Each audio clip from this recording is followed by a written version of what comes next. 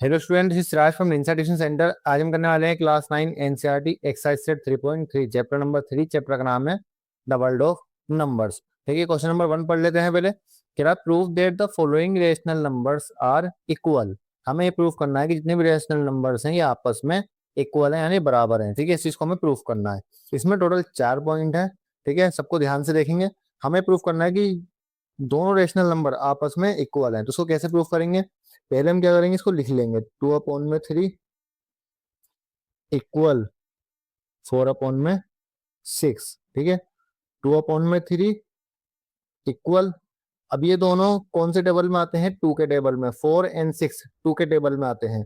2 2 जा 4 एंड 2 3 जा 6। तो दोनों वैल्यूज हमारी इक्वल आ गई। ठीक है, इसका मतलब ये जो नंबर है रेशनल नंबर्स ये आपस में इक्वल है। तो पहले हमने प्रूफ कर दिया। अब चलते हैं सेकंड की तरफ। सेकंड क्या है? 5/4 इक्वल 10/8। ठीक है, 5/4 इक्वल, अब दोनों कौन से टेबल में आते हैं? 2 के टेबल में। तो 2 से दोनों को कट कर सकते हैं। 2 5 जा 10 एंड 2 4 जा 8। हो गए दोनों इक्वल। ठीक है, ये भी होगा हमारा कंप्लीट सेकंड ऑप्शन। अब आते हैं थर्ड ऑप्शन पर। थर्ड ऑप्शन में लिखा है -3/5 इक्वल -6/10। ठीक है, अब यहाँ पर क्या करना है? माइनस से माइनस कैंसिल कर देना है। ठीक है, यहाँ पर लिखेंगे 3/5 इक्वल, अब 6 एंड 10 दोनों किसके टेबल में आते हैं? 2 के टेबल में। 2 के दोनों कॉमन मल्टीपल हैं, तो यहाँ पर लिख देंगे 2 से कट करेंगे 2 3 जा 6 एंड 2 5 जा 10। ठीक है, हो गए दोनों रेशनल नंबर इक्वल्स। ठीक है, यही हमें प्रूफ करना है। ठीक है, चारों पार्ट में हमें यही बात प्रूफ करनी है। अब आ जाते हैं फोर्थ पर। फोर्थ क्या है हमारा? 9/3 इक्वल 3। ठीक है, हमें इसको 3 के इक्वल प्रूफ करना है। अब देखो यहाँ पर हम क्या करेंगे, दोनों किसके टेबल में आते हैं? 3 के टेबल में। तो दोनों को 3 के टेबल से हम कट कर देंगे। 3 1 जा 3 एंड 3 3 जा 9 इक्वल 3। अब अपॉन में 1 हम लिखते नहीं है, तो इसलिए हम क्या लिखेंगे? 3 इक्वल 3। ये हमारा आंसर। ठीक है, तो क्वेश्चन नंबर 1 में क्या था? हमें इन सब रेशनल नंबर्स को इक्वल प्रूफ करना, तो हमने कर दिया है। पहला पॉइंट हमने इक्वल प्रूफ कर दिया। सेकंड, थर्ड एंड फोर्थ चारों पॉइंट हमने इक्वल प्रूफ कर दिए हैं। बहुत इजी क्वेश्चन था। सेकंड क्वेश्चन के लिए चलते हैं नेक्स्ट पेज पर। तो स्टूडेंट क्वेश्चन नंबर 2 कह रहा फाइंड द सम। हमें जी यहाँ पर 3 ऑप्शन दिए हुए हैं, इनके हमें सम निकालने हैं। ठीक है, अभी क्वेश्चन जो होते हैं 2 टर्म वाले, बीच में प्लस माइनस का निशान होता है। तो इन फ्रैक्शंस को हम 2 तरीके से सॉल्व कर सकते हैं, एक तो एलसीएम लेकर के और एक बटरफ्लाई मेथड से। सबसे इजी होता है बटरफ्लाई मेथड, तो हम बटरफ्लाई मेथड से ही सबको करेंगे। आप एलसीएम वाले मेथड से भी कर सकते हो या बटरफ्लाई मेथड से भी इसको कर सकते हो। दोनों मेथड ईजी होते हैं, तो हम इसको करेंगे बटरफ्लाई वाले मेथड से। बटरफ्लाई वाले मेथड में क्या होता है? तो इसमें आपको करना क्या है, पहले तो आप क्वेश्चन लिख लेंगे 2/5 प्लस 3/10। ठीक है, अब आपको बटरफ्लाई मेथड यूज करना है। बटरफ्लाई मेथड में क्या होता है? आप इस नंबर की इस नंबर से गुणा करते हैं एंड 10 की 2 से मल्टीप्लाई करेंगे, तो आपका आंसर आएगा 20 प्लस 5 की 3 से मल्टीप्लाई करेंगे, 5 3 जा 15 अपॉन 5 की 10 से मल्टीप्लाई करेंगे, कितना हो जाएगा? 50। क्लियर है? 5 10 जा 50। ठीक है, अब आप ऊपर प्लस का निशान है, दोनों को प्लस कर देंगे। 20 और 15 यानी 35/50 इक्वल, अब दोनों किस टेबल में आते हैं? जिस भी कॉमन टेबल में आते हैं उससे इनको कट कर देंगे। 35 5 के टेबल में आता है और 50 भी 5 के टेबल में आता है। दोनों कॉमन टेबल में आते हैं 5 के। तो 5 7 जा 35 एंड 5 1 जा 5, 0 का 0 हो गया आपका आंसर। ठीक है, इसको बोलते हैं बटरफ्लाई मेथड। सबसे इजी मेथड यही होता है इन सम्स को सॉल्व करने के लिए। क्लियर है? अब आ जाओ दूसरे क्वेश्चन पर। पहले क्वेश्चन लिखते हैं। क्वेश्चन क्या है? 7/12 प्लस 5/8। ठीक है, अब क्या करना है? बटरफ्लाई मेथड, इसकी इससे मल्टीप्लाई करनी है। 7 8 जा 56 प्लस 12 की 5 से मल्टीप्लाई करनी है। 12 12 5 जा 60 अपॉन में 12 की 8 से मल्टीप्लाई करनी है। 12 8 जा 96। ठीक है, अब क्या करना है? ऊपर प्लस का निशान है तो दोनों को प्लस कर देना है। प्लस करेंगे, आपका आंसर आएगा 6, 5 एंड 6 11, 116 अपॉन में 96। क्लियर है। अब हम क्या करेंगे, इसको 2 के टेबल से कट कर देंगे। 2 5 जा 10, 1 यहाँ कैरी, 2 8 जा 16 अपॉन 2 4 जा 8, 1 यहाँ पर, 2 8 जा 16। ठीक है, अभी भी दोनों में इवन नंबर आ रहा है, इसका मतलब ये आगे और भी कट हो सकता है, तो उसको आगे और कट कर लेंगे। 2 2 जा 4, 1 यहाँ पर कैरी, 2 9 जा 18 अपॉन में 2 2 जा 4 एंड 2 4 जा 18। ये आपका आंसर 29 अपॉन में 24। इसको अब हम आगे और कट नहीं कर सकते, तो जहां पर आकर नंबर रुक जाता है, जिससे आगे हम कट नहीं कर सकते, उनको बोलते हैं कोप्राइम नंबर। तो दोनों आपस में कोप्राइम नंबर, इनको हम आगे फर्दर कट नहीं कर सकते। क्लियर है। चलो क्वेश्चन नंबर 3 देखते हैं इसका। क्वेश्चन नंबर 3 में क्या, क्वेश्चन नंबर 3 ओवर -4 अपॉन में 7 प्लस 3 अपॉन में 14। इसमें भी वही करेंगे। क्या करना है, पहले 14 की 4 से मल्टीप्लाई कर देंगे। 14 4 जा माइनस का 56, यहाँ माइनस है, प्लस अब 7 की 3 से मल्टीप्लाई करेंगे। 7 3 जा 21 अपॉन में 14 की 7 से मल्टीप्लाई करेंगे, तो 14 7 जा 34। ठीक है, अब यहाँ माइनस है, यहाँ प्लस है, तो 56 में से माइनस प्लस माइनस होता है, 56 में से 21 को माइनस करना है, तो 6 में से 5, 6 में से 1 माइनस करेंगे, 5 बचेगा, और 5 में से 2 माइनस करेंगे तो 3 माइनस का, क्योंकि 56 बड़ा है, 56 के पास माइनस का साइन है, अपॉन में 34। ठीक है, अब 84 और 35 दोनों 7 के टेबल में आते हैं, तो 7 से दोनों कट कर देंगे। 7 5 जा 35 अपॉन में 7 1 जा 7, 1 यहाँ कैरी, 7 2 जा 14। ठीक है, तो आपका आंसर आएगा -5 अपॉन में 12, क्योंकि 5 और 12 आपस में कोप्राइम नंबर है और इनको फर्दर कट नहीं कर सकते। तो क्वेश्चन नंबर 2 के तीनों पॉइंट हो गए हैं। कोई भी प्रॉब्लम हो तो कमेंट बॉक्स में पूछ सकते हो। क्वेश्चन नंबर 3 में चलते हैं नेक्स्ट पेज पर। स्टूडेंट क्वेश्चन नंबर 3 कह रहा है find the difference. Question number 2 में हमें सम फाइंड करना था, यहाँ पर हमें डिफरेंस फाइंड करना है। दोनों को बिल्कुल सेम तरीके से करना है, बटरफ्लाई मेथड से। बहुत इजी मेथड है ये। ठीक है, तो डिफरेंस वाले भी सारे क्वेश्चन हम बटरफ्लाई वाले मेथड से ही करेंगे। ठीक है, डिफरेंस का मतलब होता है माइनस, तो हमें इनको माइनस करना है, जो कि सवाल में दिया हुआ भी है। तो फर्स्ट पॉइंट कह रहा है आपका 5 अपॉन में 6 में से माइनस करना है 1 अपॉन में 4। तो पहला क्वेश्चन दिया है आपको 5 अपॉन में 6 माइनस 1 अपॉन में 4। बटरफ्लाई मेथड क्या कहता है, बटरफ्लाई मेथड कहता है कि आपको 4 से 5 की मल्टीप्लाई करनी है। 5 4 जा 20 माइनस, अब क्या करना है, इस नंबर की इस नंबर से मल्टीप्लाई करनी है। 6 1 जा 6 अपॉन में 6 की 4 से मल्टीप्लाई करनी है, नीचे 6 4 जा 24। क्लियर है यहाँ तक। अब 20 में से 6 माइनस करना है, क्योंकि माइनस का साइन है। 20 में 6 माइनस करेंगे, कितना बचेगा, 14 अपॉन में कितना होगा 24। अब दोनों को 2 के टेबल से कट कर देंगे, क्योंकि दोनों 2 के टेबल में ही आते हैं। 2 7 जा 14 एंड 2 1 जा 2, 2 2 जा 4। ये आपका आंसर। ठीक है, 7 अपॉन में 12 आपस में कोप्राइम नंबर, ये आगे और कट नहीं हो सकते। ऐसे ही यहाँ पर आ जाओ। सेकंड क्वेश्चन क्या है, 11 अपॉन में 8 में से माइनस करना है 3 अपॉन में 4। इसमें सेम वही तरीका अपनाना है जो हमने अभी पीछे करके आए हैं। ठीक है, बटरफ्लाई मेथड यूज करना है इसके अंदर। तो पहले क्या करेंगे, 11 की 4 से मल्टीप्लाई करेंगे। 11 4 जा 44 माइनस 8 की 3 से मल्टीप्लाई करेंगे। 8 3 जा 24 अपॉन में 8 की 4 से मल्टीप्लाई करेंगे। 8 4 जा 32।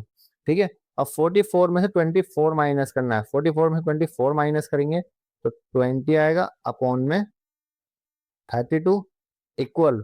अब दोनों क्योंकि 4 के टेबल में भी आते हैं, 2 के टेबल में भी आते हैं, तो किसी से भी कट कर सकते हो।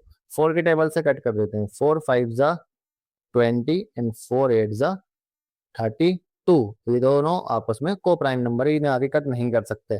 तो 5 अपॉन में 8 हो गया आपका आंसर। क्लियर है। अब आ जाओ यहाँ पर।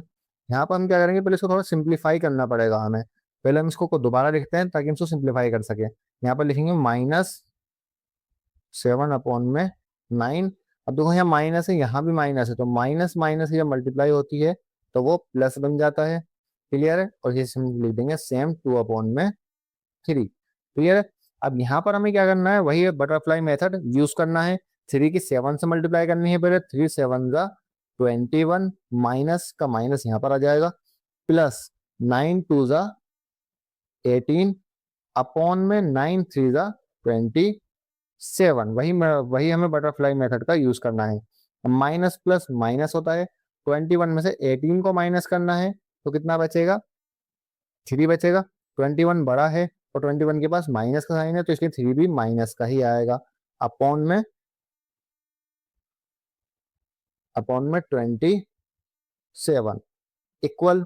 अब दोनों किसके टेबल में आते हैं, 3 और 27 3 के ही टेबल में आते हैं, तो उसको हम 3 से कट कर सकते हैं। 3 1 ज़ा 3 अपॉन में 3 9 ज़ा 27 माइनस का माइनस, ये गया आपका आंसर थर्ड पॉइंट का, -1/9।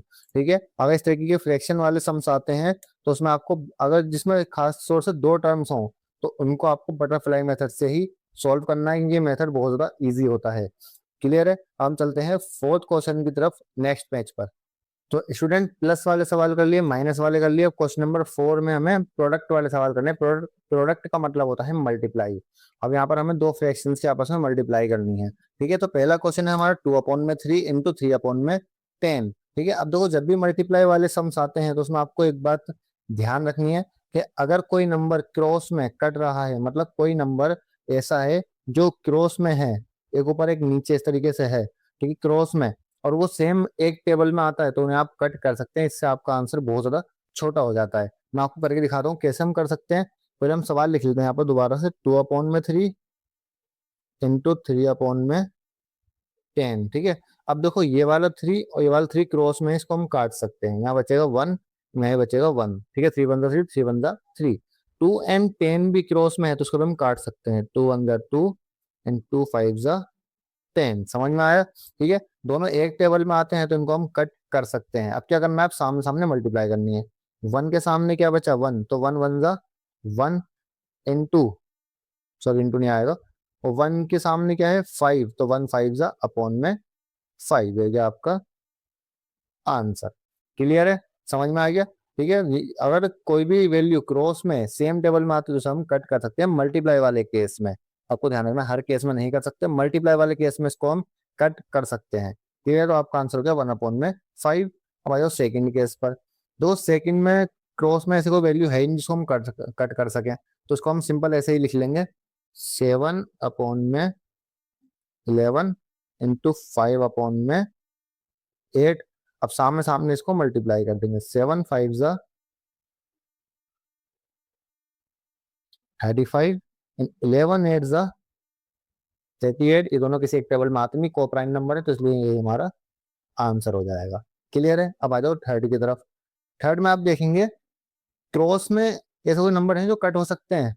4 और 14 दोनों 2 के टेबल में कॉमन आते हैं तो इनको हम कट कर सकते हैं। यहाँ पर हम लिखेंगे पहले क्वेश्चन में दोबारा से, -4/7 इंटू 5/14। 4 और 14 2 के टेबल में आते हैं तो इनको हम कट कर सकते हैं। 2 2 ज़ा 4 एंड 2 7 ज़ा 14। अब क्या करना है, सामने सामने मल्टीप्लाई करनी है। 2 5 ज़ा 10 माइनस का इंटू 7 7 ज़ा 14, ये है आपका आंसर। ठीक है, तो क्वेश्चन क्वेश्चन नंबर 4 के तीनों पॉइंट हमने कर लिए हैं। तीनों पॉइंट में हमारा जो आंसर है वो पहले पॉइंट का 1/5, सेकेंड का 35/88 एंड थर्ड का -10/49। ठीक है, क्वेश्चन नंबर 5 की तरफ चलते हैं नेक्स्ट पेज पर। स्टूडेंट्स क्वेश्चन नंबर 5 में गिरा फाइंड द क्वोशिएंट। प्लस के सम्स आपने कर लिए, माइनस के कर लिए, मल्टीप्लाई कर लिए, और हम करेंगे डिवाइड के। अब बारी है डिवाइड के सम्स करने की। डिवाइड के फ्रैक्शंस हैं वो किस तरीके से सॉल्व होते हैं वो भी देख लेते हैं। तो पहला सम है आपका 2/3 डिवाइड बाय 3/10। ठीक है, पहले इसको करते हैं। पहले हम लिखेंगे दोबारा से 2/3, ठीक है, डिवाइड बाय 3/10।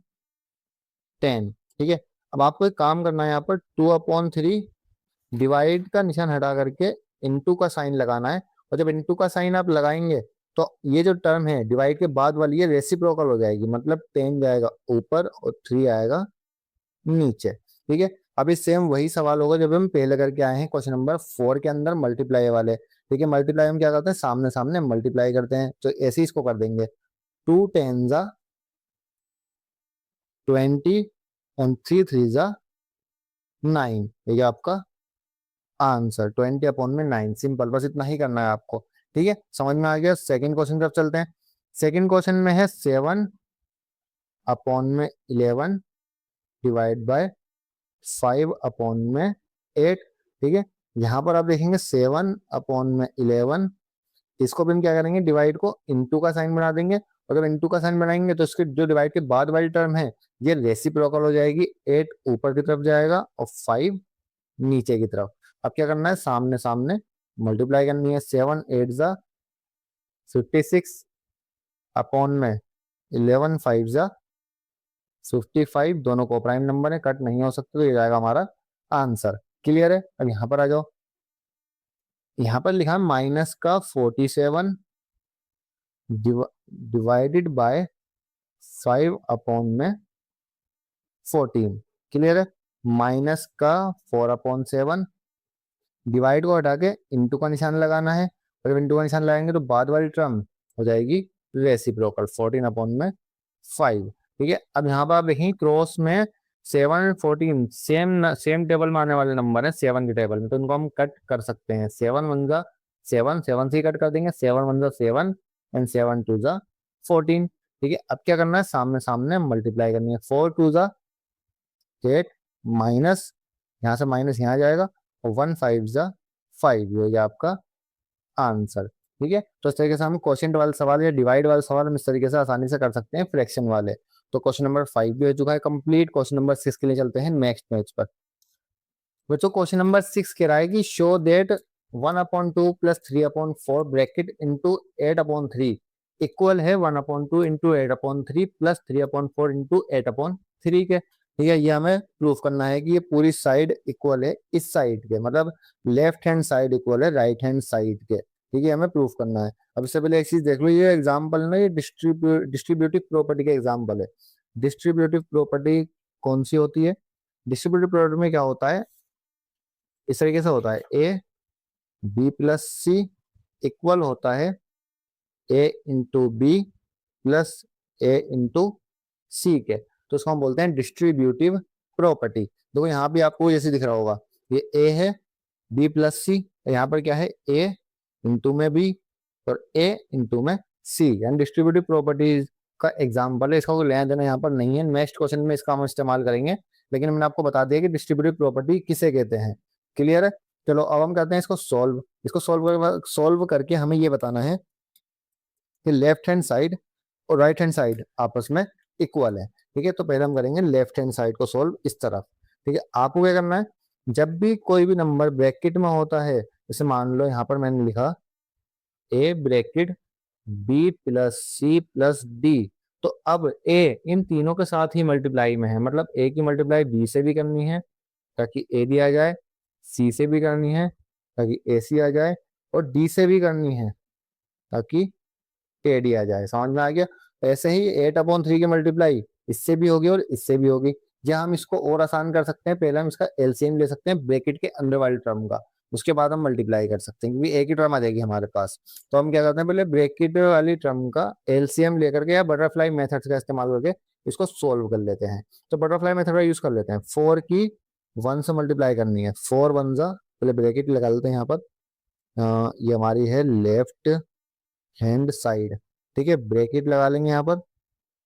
4 1 जा 4 प्लस 2 के 3 से मल्टीप्लाई करेंगे, 2 3 जा 6 एंड 2 की 4 से मल्टीप्लाई करेंगे, 2 4 जा 8।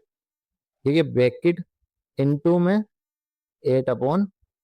ठीक है, अब 4 और 6 को प्लस करेंगे, 4 और 6 को प्लस करके आपका 10 आएगा, अपॉन में 8 इंटू में 8/3। क्लियर है। अब मैंने आपको क्या बताया था कि अगर फ्रैक्शन मल्टीप्लाई में है और कोई भी टर्म, कोई भी नंबर क्रॉस में सेम होता है या सेम टेबल में आता है, तो उसको हम कट कर सकते हैं। तो यहाँ पर हम 8 को 8 से कट कर सकते हैं। 8 1 जा 8, ऊपर बचेगा 1, यहाँ भी 1 बचेगा।